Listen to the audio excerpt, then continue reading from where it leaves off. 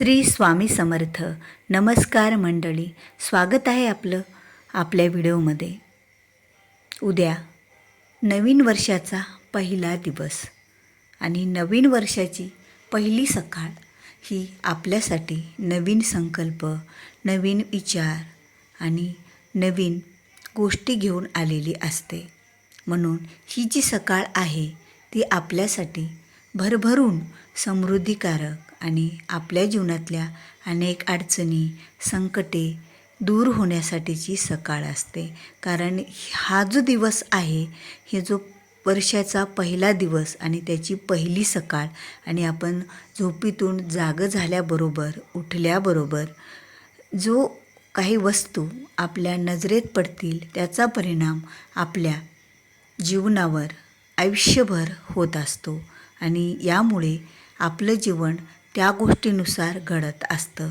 म्हणून तर नवीन वर्षाची सुरुवात जर आपण उठल्याबरोबर चांगल्या वस्तू पाहून केली तर वर्ष हे आनंदात, सुखात जातं, भरभराटीचं होतं, समृद्धीकारक आपलं वर्ष भर जाण्यासाठी आपण जर काही चांगल्या वस्तूचं सकाळी दर्शन घेतलं, म्हणजे उठल्याबरोबर त्या वस्तू पाहिल्या, तर आपलं वर्ष हे आपल्या सर्व इच्छा, आकांक्षा, मनोकामना पूर्ण करणारं आणि त्याचबरोबर आपलं प्रगती करणारं, आपल्या घराची, मुलाची, पतीची आणि स्वतःची सुद्धा प्रगती करणारं वर्ष हे एका दिवसानं आणि एका सकाळच्या उठल्याबरोबर पाहिल्याच्या वस्तूमुळं सुद्धा होत असतं.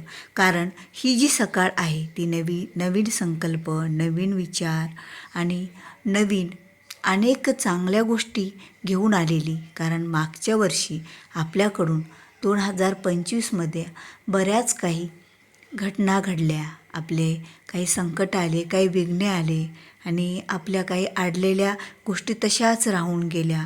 आपण बऱ्याच गोष्टीवर विजय प्राप्त करून घेऊ शकलो नाही. बऱ्याच गोष्टीत आपल्याला अपयश आलेलं आहे.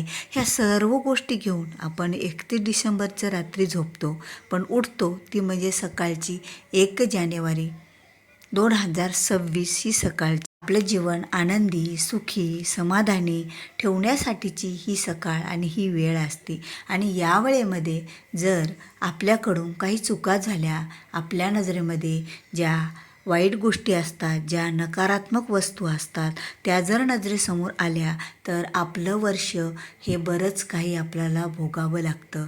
आणि हे ऐकून आपण खरंच तुम्ही थक्क होणार आहात की खरंच ही वस्तू उठल्याबरोबर आपल्याला अजिबातच बघायची नाही आहे. ही चुकूनही जर ही वस्तू आपण उठल्याबरोबर पाहिली तर आपल्या जीवनामध्ये अनेक अडथळे निर्माण होण्याची शक्यता असते. आणि विशेष करून महिला तर उठल्याबरोबर तीच वस्तू अगोदर पाहतात आणि ती पाहिल्यामुळे त्यांचं जीवन, घरामधील भांडणे, वादविवाद, कटकटी ह्या सर्वांचा संघर्ष करण्यात जातो. आपली एखादी मनोकामना, इच्छा असेल किंवा एखाद्या गोष्टीत आपल्याला भरपूर संघर्ष करावा लागेल.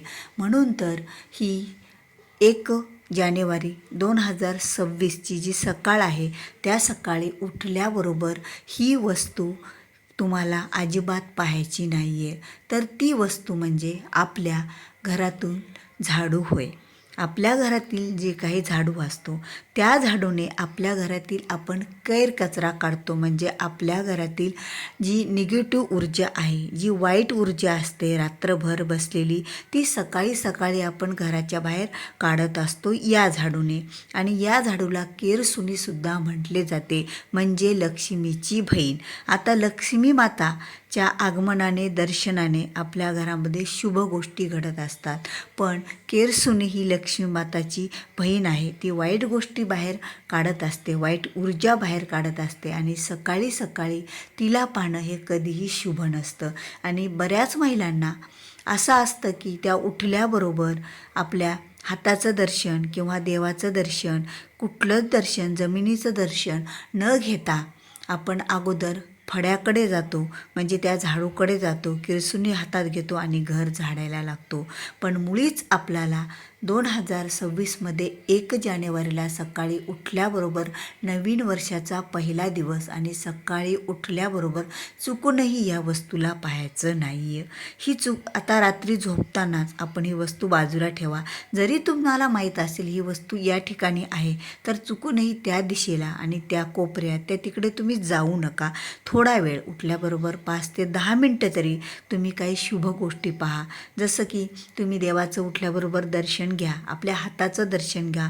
कराग्रे वसते लक्ष्मी कर मुले तू सरस्वती कर मध्ये तू गोविंदा प्रभात कर दर्शनम.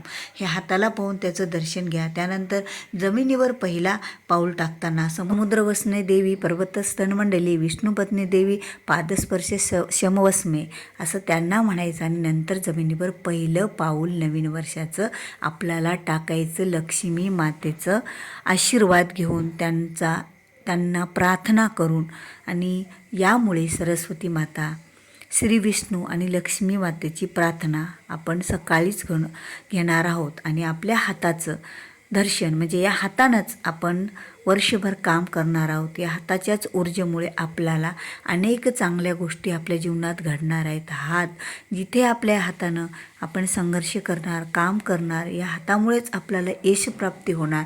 म्हणून तर या हाताचं दर्शन आपल्याला ही प्रार्थना म्हणून घ्यायचं आणि जमिनीचं दर्शन पहिलं पाऊल जमिनीवर टाकताना ही प्रार्थना म्हणायची. पण चुकूनही ही वस्तू पाहायचं नाही आणि त्याचबरोबर काही वस्तूसुद्धा चुकूनही पाहायचं नाही. जसे की फाटके तुटके कपडे किंवा फुटलेली भांडी किंवा फुटलेले खापराचे वगैरे तुकडे, फुटलेली खापराची भांडी किंवा गंज खाल्लेल्या वस्तू आणि त्याचबरोबर मोडके तुडके काही आपल्या घरामध्ये वस्तू असेल, अडगळ वस्तू, ह्या वस्तू आपल्याला उठल्याबरोबर अजिबात बघायच्या नाही आहेत. कारण ह्या वस्तूची अवस्थाच अशी असते आणि उठल्याबरोबर जर त्याचं दर्शन झालं तर आपलं वर्षभर आपली प्रगती होत नसते.